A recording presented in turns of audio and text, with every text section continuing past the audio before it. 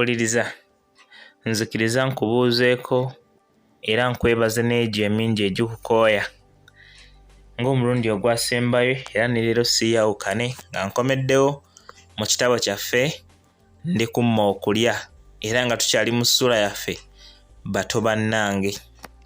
Abajjukizi ndowooza mujjukira ng'omulundi oguwedde bwe twafundikiridde nga bannaffe bakyaddeko ewa jjajja wa munnaabwe Namata era nga jjajja waabwe oyo ali mu kubanyumiza ku bintu ebimu. Ekitundu ekyo bwe twakifundikiridde ng'ali mu kubategeeza nga kitaawe bwe yali omusajja ow'ebbuba ennyo.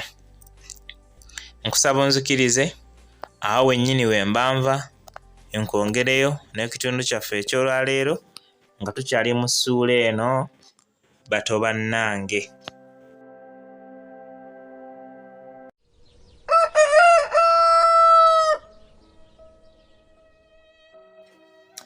Abasajja bonna balina ebbuba baana bange, tebayinza kuwa bakazi baabwe bbeetu kwetaaya na kugenda ku binyumu bokka.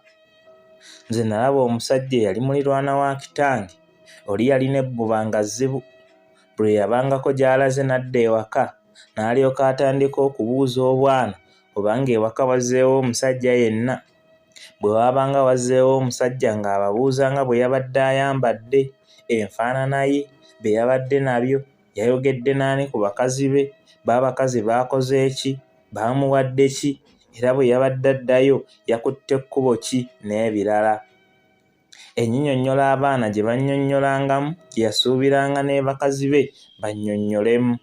Abaana n'abakazi bwe baayawukanangako ng'abakazi akabaate kabajjidde.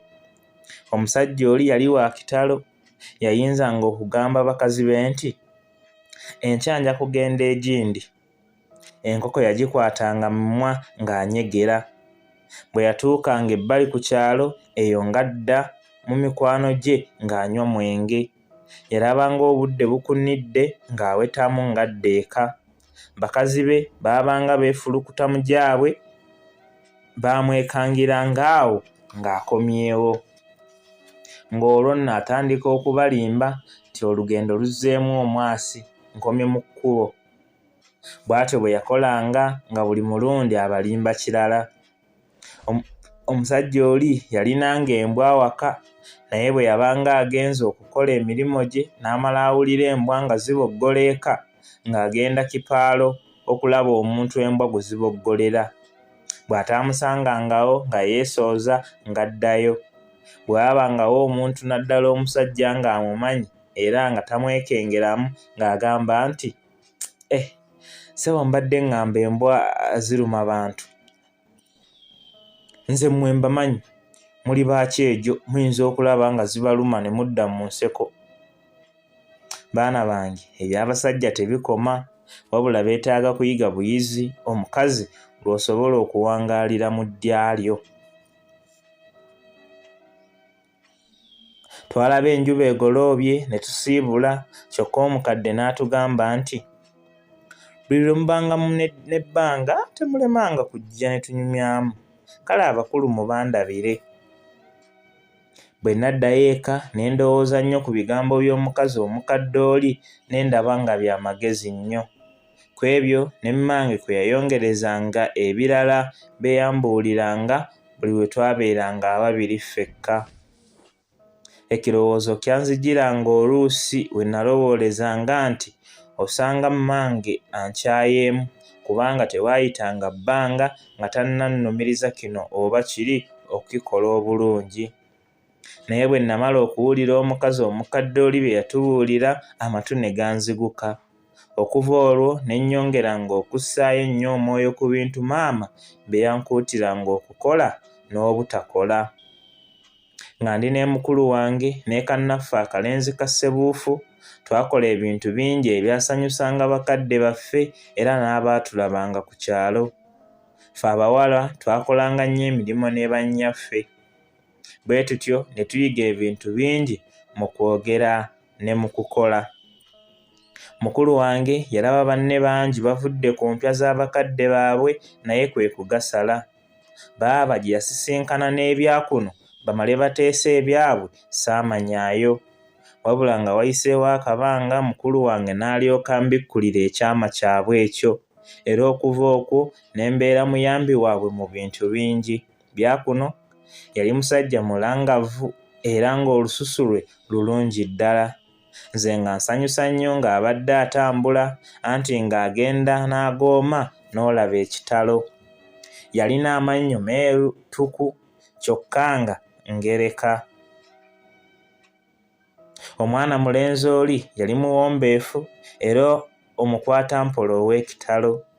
Yayogeranga bulungi era nga wasimbo nga buli nsonga agisimbako amannyo, nga kizibu okumanya nti asunguwadde anti nga tatera kulaga busungu wadde okukaalaama n'abantu. Ebiseera ebimu baaba yayitanga bba, olwo nno ng'akyali Byakuno enfunda nga 3 oba 4 nga musajja wattu buli mulundi ayitaba, naye nga mukulu wange yeefuula atawulidde. Nakitegeera luvannyuma nti baaba ekyamukozesa ng'ekyo nga Byakuno ayitaba bulungi. Nkitegedde bukulu nti oluusi okuteganya ku gw'oyagala tekiba kibi, kisanyusa kasita naye abeera nga akwagala. Omulenzi lwe yabanga azze okulaba ku munneewe ne bamala basisinkana ng'olabira ddala abaagalana bwe babeera. Oluusi baaba yakutulanga akasubi oba n'akooza akalagala n'abeera awo ng'akalumaaluma okutuusa munne lwe yakamuggyangako. Bw'ataakolanga bw'atyo oluusi ne yeefuula ng'alinnye mu kannya n'anuuka ekigere nga babadde batambula. Olwo nno omulenzi n'awembejja nga bw'amubuuza oba ng'alumwa nnyo. Baakolanga ebyo byonna nga nze ndaba naye nga sirina kye nnyega. Emirundi egimu baaba yalayiranga Byakuno oluusi mu kwasimula, olulala nga wabaddewo ekintu ekimwonooneseeko oba ye kennyini okwekoona ku kintu. Bakadde baffe abakazi baali bamaze okutegeera omukwano ogwo kyokka nga basirise. Wabula waliwo olunaku baaba lwe yayasa ensuwa n'alayira munne nga ne maama awulira, era kwe kumugamba nti, "Tulabye nno anti Byakuno ajja kutumalira ebintu mu nju kubanga buli w'omulowoozaako ne ky'oba okutta otabuti." Baaba ensonyi zaamukwata ne yeebwalabwala ng'olubwa olubbi. Kyokka bwe twasigala ffekka n'aŋŋamba nti, "Nkubuulire nsanze. Mpulira nga Byakuno mwagala n'obulamu bwange n'omutima gwange gwonna. Era ekizibu kyonna ekiyinza okuntuukako ku lulwe si kulimba ndi mwetegefu okukigumira. Omanyi bulungi bwe ntya ennyo omuggo, naye okukubibwa kaakati olw'omwana oyo nkisobola. Wadde okusula oba okusiba enjala nabyo mbikola ku lulwe. Byakuno mwagala nnyo, mwagalira ddala." Okwagala kintu kya kitalo ddala kubanga baaba yayitanga munne mwana ng'eyali omuto ddala ayonka. Baaba yamalirira okugenda n'Ebyakuno era ebbanga lyayita ttono mukulu wange n'andeka ewaka n'agenda okufumbirwa. Emikolo gyonna egyakolebwa ku baaba ng'agenda okufumbirwa gyandekera ekifaananyi n'ebirowoozo bingi. Mukulu wange okugenda tekyandinnumye nnyo anti era nga yali wa kugenda, naye ekyasinga okumbalagala kwe kundeka ewaka omuwala omu bwe nti nzekka.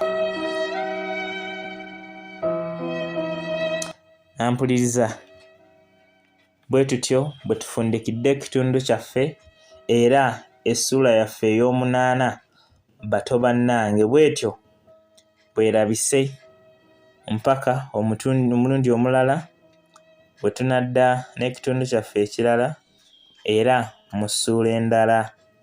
Kaabuvubuka. Takuumira mpeera abankuumire, mwenna mubeere bulungi era mweraba.